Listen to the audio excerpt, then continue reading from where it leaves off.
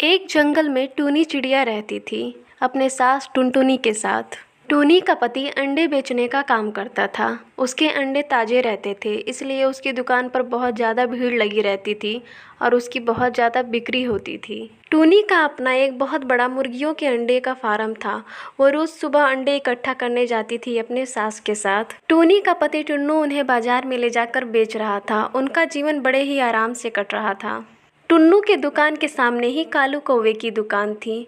उसकी बिक्री जरा से भी नहीं होती थी। इस वजह से कालू कौवा बहुत परेशान रहता था। ऐसा मैं क्या करूं कि टुन्नू की दुकान बंद हो जाए। इसी की वजह से मेरे दुकान पर ग्राहक नहीं आते हैं। कुछ तो करना पड़ेगा।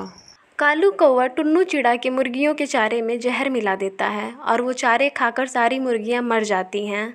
टूनी और उसकी सास अंडा इकट्ठा करने आती हैं सुबह में, तो देखती हैं कि सारी मुर्गियां मरी हैं और मुर्गियों को मरा देख टूनी चिड़िया रोने लगती है। माँ जी, अरे ओ माँ जी, जल्दी इधर आइए, हम लुट गए, बर्बाद हो गए, हमारी सारी मुर्गियां मर गईं। फिर टूनी चिड़िया की आवाज़ सुनकर टुनटुनी चिड़िया वहाँ आती है और कहती है, अरे बहू, ये क्या हो गया? हम लुट गए, बर्बाद हो गए।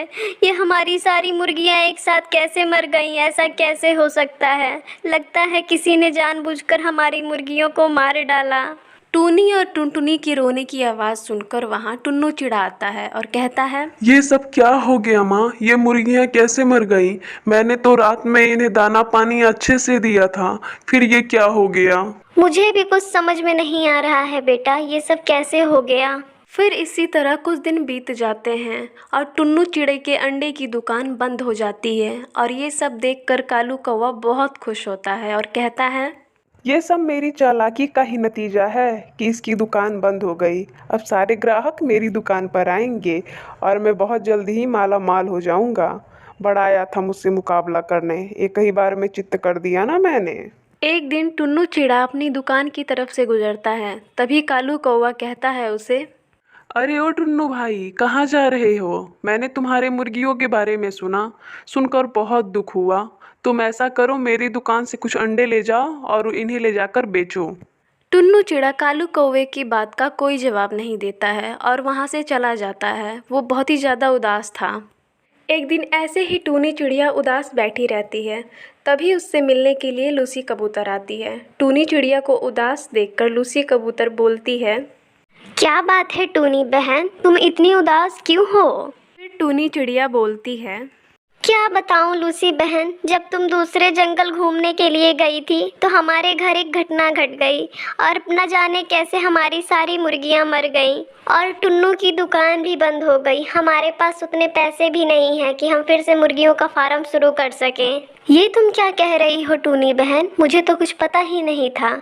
लेकिन अब तुम चिंता मत करो, मैं आ गई हूँ, सब कुछ ठीक हो जाएगा। ये लो, ये कुछ जादुई बीज हैं। जब मैं दूसरे जंगल घूमने के लिए गई थी तो मुझे एक जादूगरनी ने दी थी। तुम्हें पता है ये बीज? ये जादुई अंडों का बीज है।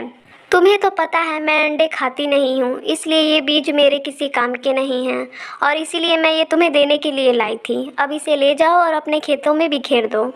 फिर लूसी कबूतर वहाँ से चली जाती है।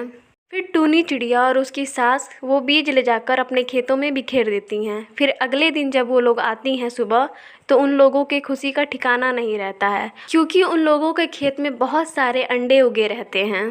फिर वो दोनों सास बहू अंडे इकट्ठा करने लगती हैं और टुन्नू चिड़ा उन अंडों को ले जाकर बाजार में बेचता है। जल्द ही टुन्नू चिड़ा के सारे ग्राहक उसके पास आने लगते हैं और इस तरह उन लोगों का जीवन हंसी खुशी बीतने लगा। अगर आपको हमारी कहानी पसंद आई हो तो कमेंट बॉक्स में ज़रूर बताएं और इसी तरह की कहानियाँ देखने के लिए हमारे चैनल को सब्सक्राइब करें।